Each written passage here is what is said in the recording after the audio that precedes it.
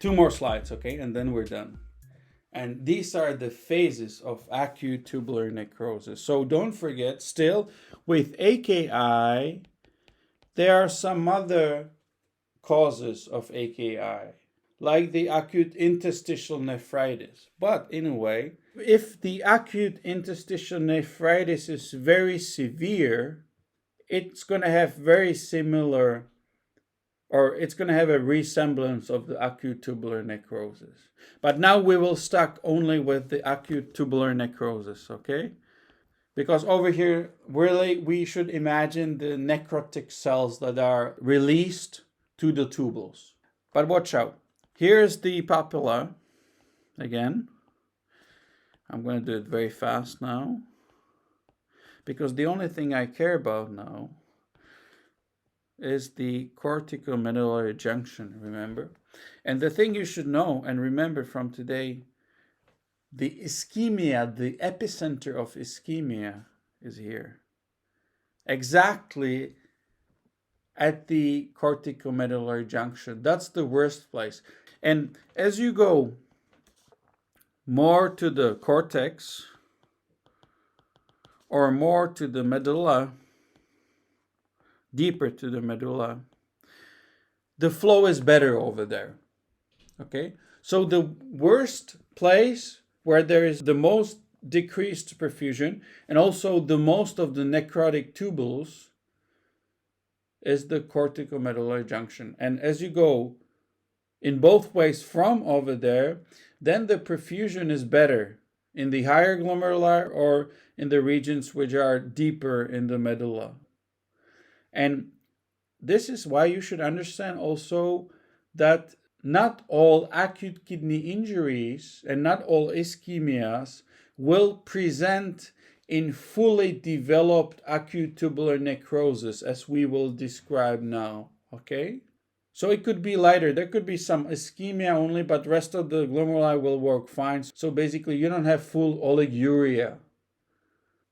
You can have decreased urine production, but you won't call it oliguria. But if it's a serious ischemia, like really nice necrosis of the tubules over here, in this case, we're talking about the epithelial cells, then you will see typically these phases. And watch out, I will bit expand it and I will use newer terms. But still, I'll give you the old ones because they're much better in a way. And if I will put the time, and it's like 1 month, it's, of course, it varies. It's not exactly 1 month. It could be less, like 21 days, or maybe we could put 21 days over here. But remember, acute tubular necrosis typically like takes 3 weeks or 1 month, okay? And it has different phases. And we're talking about phases of acute tubular necrosis. And these are newer terms that are used in new publications, okay? So if you go on PubMed, you will see these terms. So the first phase is called initiation phase. Initiation phase. Okay? Then you have what you call, and this is the newest terminology. In the older ones, they didn't use the extension phase, but I will tell you about it. So extension phase is here, extension phase. And then you have maintenance phase, which is this one. The extension phase, it's really short, like over here. So I will put it like this. This is the initiation phase, extension phase. Then I will use maintenance phase.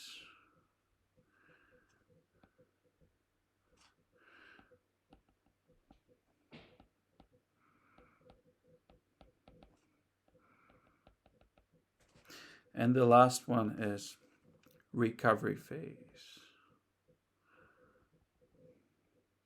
Let's make it, he's lucky he made it in 21 days. So recovery phase. Okay.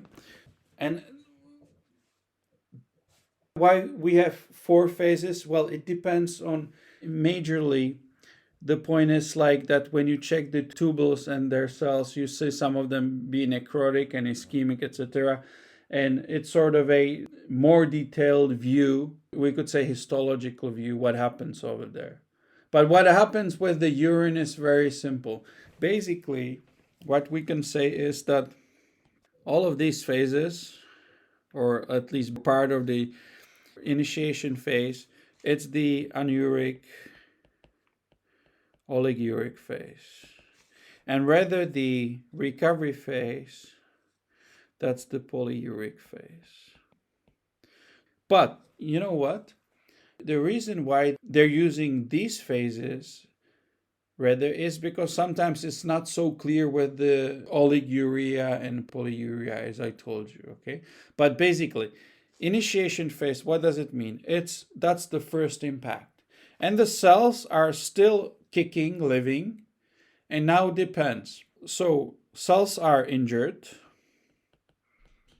but are still living. And now there is a very important decision. In case you will normalize the pressure and everything, you can save the kidneys and everything is fine. Okay? So still it's reversible in a way in the initiation phase. But when it falls into extension phase, now it starts, because over here that's the necrosis. And some of the cells, not all, as I told you, the main problem is here. So some of the cells, especially of these tubules, want to die, get necrotic, and what happens is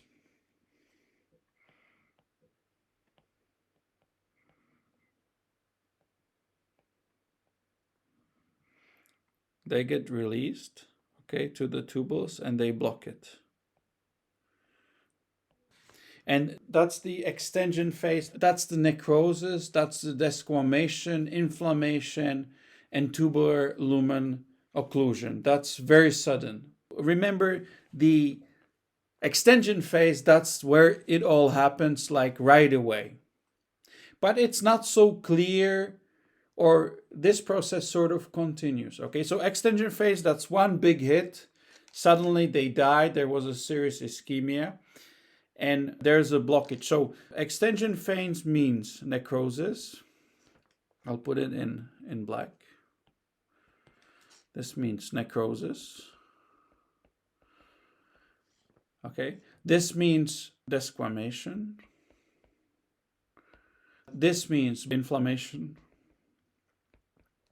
And what is important, blockage.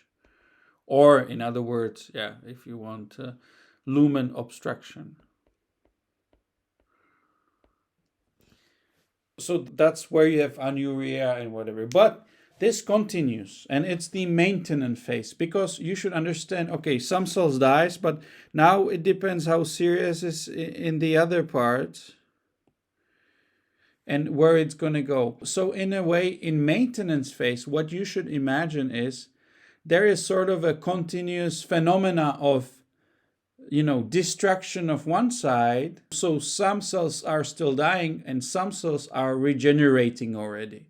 Okay, because it's very much merged in a way. But still you're having oliguria, but for example, the flow to the upper parts and lower parts is getting better. Okay, so it's getting better in these ways. So there's some kind of restoration of the flow. There was a big hit in the extension phase, but still kidneys are not functioning. Some still epithelials are dying. There's some obliteration. Some flow is restored, but it's still oliguria. Okay? And this continues for, let's say, 14 days. And this is the phase with which you have to have dialysis. If it's a pure, real acute tubular necrosis with anuria or oliguria, dialysis, okay? You would die otherwise, most commonly. So dialysis is the magic word. And the other magic word is high potassium, because you are not filtrating potassium out, so there's hyperkalemia. So dialysis and hyperkalemia, those are the two things you should remember.